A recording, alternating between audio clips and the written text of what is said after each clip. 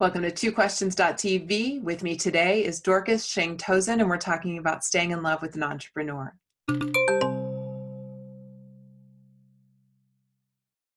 Welcome to twoquestions.tv. I'm Susan Baroncini-Moe. My guest today is Dorcas Cheng-Tozun, an award-winning writer, a columnist for Inc.com, and the author of this book, Start, Love, Repeat: How to Stay in Love with Your Entrepreneur in a Crazy Startup World, which we're talking about today.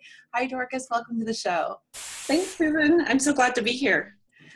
The show is very much here's what you're getting into if you get involved with an entrepreneur. And I wish my husband had gotten this book before we got married. Mm-hmm. Is this the book that you wish someone had given you when you met Ned? Yes, absolutely. That is essentially why I wrote the book, because I was 9 years in. So we've been married 12 years now, but I was 9 years in and I was still struggling. He started his startup just a couple of years after we married. And I didn't understand why it was so hard and why it continued to be so hard for so many years. And the challenges felt a little bit unique in that, people who aren't in that world, who aren't running their own business, had a hard time understanding why my husband was always gone, why he wasn't available, why he was constantly distracted, why we were having so many struggles and conflicts over time and money and where we were living. And so I went looking for help, and I could find very, very little in terms of resources being written for the spouses and family members of entrepreneurs. And so then I was like, well, I'm a writer. I might as well write the book myself. Yay! Yay for us writers. Yay! Well, I thought it was so interesting because I do think that there are peculiarities. There's no question. When you're married to someone who is an entrepreneur or who owns their own business, there are peculiarities to us. And I think, my husband and I really also had no resources to negotiate kind of my husband and I had an international courtship, so he didn't even live in America when we were dating. And so when he moved here and we got married, he was a little, I think, surprised at how much I worked. And so we had to kind of negotiate some of those tricky, like, listen, I came here to spend time with you and I want to hang out and, but I got to run a business. And so we've had to negotiate those over the years. It's been really interesting. And perhaps if we'd had this book, we would have gotten there a little quicker. So one of the things you talked about is that if you're married to an entrepreneur, you'll do a lot of that life maintenance stuff, paying the bills, shopping for groceries, taking care of kids, maintaining social life, friendships, all these examples that you have throughout the book. Most of them do seem to be things that are peculiar or particular to women who are married to men who are entrepreneurs, and perhaps not the other way around so much. And I say that only because of my own experience. Did you find when you talk to women or men who were married to women who are entrepreneurs, did their husbands still do the same amount of the extra emotional labor, or does the equation work a little differently with women? Yeah, well, I think in one regard, there are similarities in that regardless of gender, the partner who is not the entrepreneur is the one who is just going to have more headspace to think about the health of the relationship, how the family's doing, all those little logistics around, like you said, paying bills and doing the groceries. Neuroscientists have shown that our brains actually have fairly limited capacity. And so most entrepreneurs that I know, they're just on overload all the time because of all of the business decisions that they have to make. And it's understandable, but it just doesn't leave a lot of space and emotional capacity left to think about family or how is my spouse doing. And so it does fall upon the other person, whether it is a man or a woman.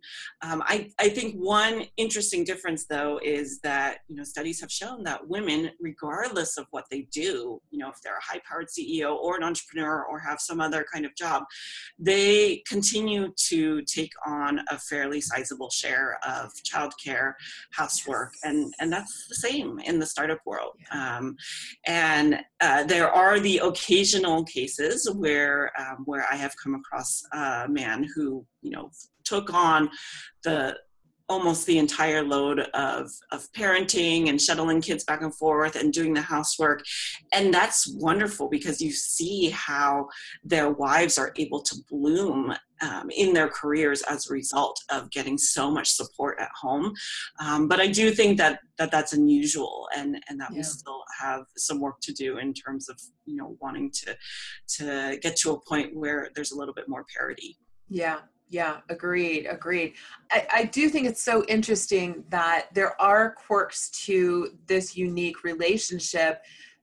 And I think they're the kind of quirks that if you're hanging out with your girlfriends and they start to, notice that you're doing more of the things around the house, or they're noticing that your husband isn't there, it's the kind of thing where they might go, you should leave him, or that's not a healthy thing, but they don't understand the dynamics in the entrepreneurial world. And so it is so tricky. So I know I've technically asked you my 2 questions, but I'm going bonus round on this one. So because I want to give our viewers who are married to entrepreneurs, and perhaps our viewers who are entrepreneurs. I keep saying viewers. I have to remember to also say listeners now, because it's a podcast now. All of our people experiencing the show, there are probably some who would like to share this with their spouses. So maybe someone's watching today or listening today, and they're really struggling in their marriage to an entrepreneur. What are some of the most powerful or effective strategies that you might recommend for them to start healing their relationship? Yeah, well, I think the hopeful thing that I found in my research for this book is that there are a lot of things that you can do, and most of them actually aren't that hard. They just require some small behavior changes, and we just need to be committed to actually following through on that and doing it regularly and consistently. And so John Gottman is a very well-known marriage researcher. He talks about how couples really only need 6 hours of quality time together every week in order to have a healthy relationship. And so when you break that down, that's less than an hour a day. Obviously, it's always good to spend time with your loved one. But if you only have 6 hours to give, then that's okay. And to just make the most of that time, to have it be face-to-face time when you are talking about things that are really meaningful, when you're checking in with one another, asking how is your day going, what kind of support do you need? And so carving out that time and really protecting that time, because I think we let so many things creep in to the time that we spend with our loved ones now, in terms of always checking our phones. But put the phone in the other room. Don't try not to think about work, and really focus on your partner. And that can actually have a really big impact. So they have found that if you have one really good interaction with your significant other, that the good feelings from that can last a week. Or, if you have a great conversation right before you go to bed, you're actually going to be sleeping better that night. And it will help you to, have more energy the next day. And so the benefits of truly trying to connect with one another are huge and absolutely worth the effort.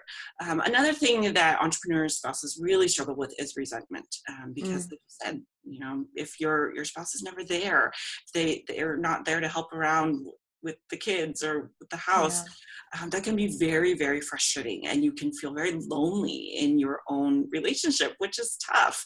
And so I would say that you need support. Make sure that you have a good support network.